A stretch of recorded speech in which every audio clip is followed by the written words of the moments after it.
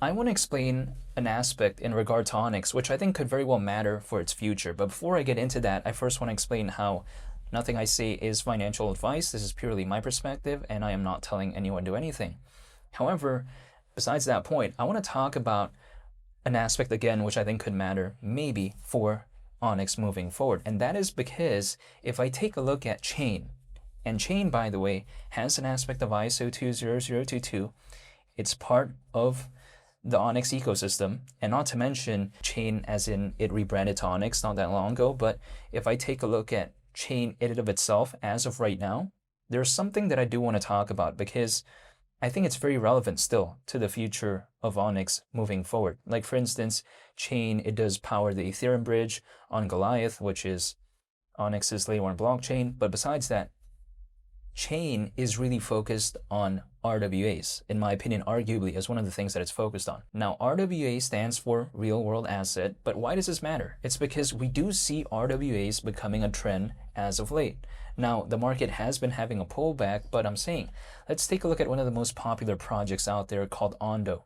Ondo reached almost a 5 billion market cap last year in 2025, and that is a project that's very focused on RWAs. So we already kind of know that narrative right there does somewhat exist, especially when the market is doing a lot better than right now in terms of the sentiment. We already kind of know that. So of course, I think it's only logical that something like Chain is also focused on something like that because it opens up more avenues to hypothetical popularity and better adoption, maybe. So I do like seeing that. And let's take into consideration what is RWAs, right? What are real world assets? Like, just to kind of give an example in regard to this, if we take a look at RWA tokens, they are digital representations of physical assets on the blockchain. Like, for instance, they can be for market sectors like real estate, art, there's a lot of possibilities, but I'm just saying, when I take a look at that right there, I do like seeing that when it comes to Onyx because I think it showcases kind of the fundamentals of it. And as long as Chain keeps doing things, if that has better adoption, I think it's only fair to assume that some of it might trickle down as well when it comes to Onyx.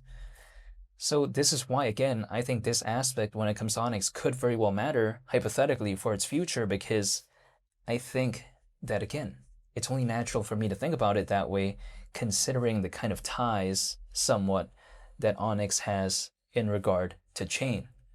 Now, granted, though, people like to say, well, as of right now, Onyx is getting completely cooked by its closest competitor, which is called Zebic. I kind of understand that to a certain extent because I also feel like Zebic is doing a little bit more fundamentally when compared to Onyx as of late in terms of the new partnerships they've been having. Like, for instance, the major one was the Stellar partnership, not to mention Zebic.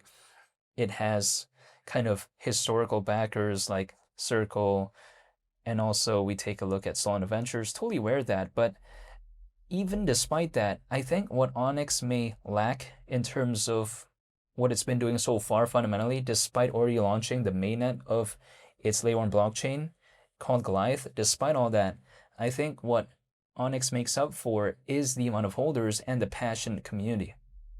Which, don't get me wrong, I think Zebic also has a very passionate community. I'm also a big fan when it comes to Zebic. But at the same time, Onyx just has more holders.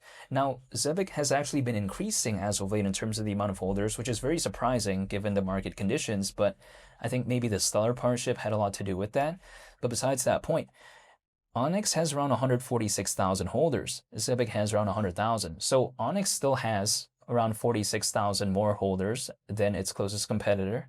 But also at the same time, people like to tell me, well, Zebic has a higher market cap though when compared to XCN. True. Like for instance, Onyx as of right now market cap is, slightly under 180 million. If we take a look at Zebic, or should I say ZBCN, market cap is well over 200 million. It's around 266 million as of right now. So again, way more than Onyx currently. But again, we've actually seen Onyx experience a 1 billion market cap last year, whereas Zebic did not. Which, don't get me wrong, I mean, Zebic went to around a 500 million market cap last year. Still very impressive, but Onyx, we've seen it historically, reach around a billion in terms of market cap. Onyx also historically has been a lot more popular than Zebic. Zebic just kind of really became popular last year, in my opinion. But besides that point, again, I don't think Onyx really loses out that much when compared to Zebic. However, all that doesn't really concern me anyways, because Onyx, I still think it's a top 10 project within the global trade and finance space. And as long as the global trade and finance space still has that popularity, as long as Ripple and Stellar are still relevant and kind of that is still a strong narrative, as long as that is the case, I see no concern for me in regard to Onyx, despite it not really doing too many things fundamentally as of late in terms of the diversity when compared to its closest competitor called Zebic. That doesn't really concern me because, again, as long as the narrative of this space that Onyx is focused on is still relevant, and as long as it's shown a lot of historical popularity when it comes to the global trade and finance space, which it has, basically, as long as that is the case, I see no reason for me to be so concerned when it comes to Onyx. Now, I'm not telling anyone to do anything, but that's just the way to take a look at it. And it's just kind of a way for me to address some of the people out there telling me that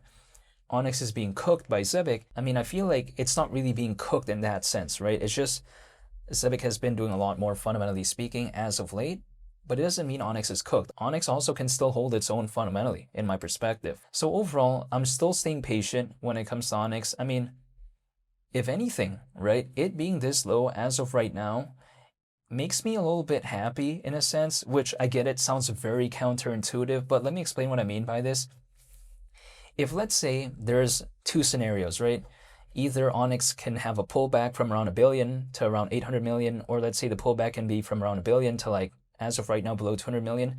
If both scenarios are that it's going to have a pullback anyways, and if in both scenarios I still don't mind holding, and also if in both scenarios I'm still going to be continuing to dollar cost average once a month anyways, if those are the parameters, I'd rather actually prefer Onyx to dip below a 200 million market cap, because again, my intent is to still hypothetically accumulate on a monthly basis in terms of dollar cost averaging. Now again, if in both parameters I still have to hold, if in both parameters I still have to dollar cost average anyways, I'd rather be doing that at below a 200 million market cap as opposed to, let's say, it's at around a 700 million market cap. So yeah, the pullback has been pretty intense, but at the same time, there's two frames of perspectives, I guess, that I could take a look at this at. Either I view it as, wow, the project is cooked, which I don't actually think it is fundamentally, but besides that point.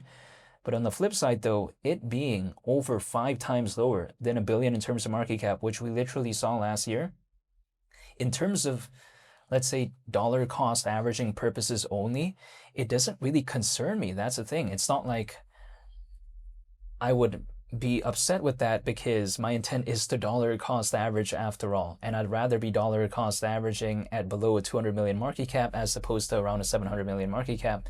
But this is just my perspective. Maybe if it had stayed at around a 700 million market cap, it would seem like more impressive, but in the long run, if my intent is the dollar cost average, then I'd actually prefer it if it hypothetically maybe went lower. I can't control that though.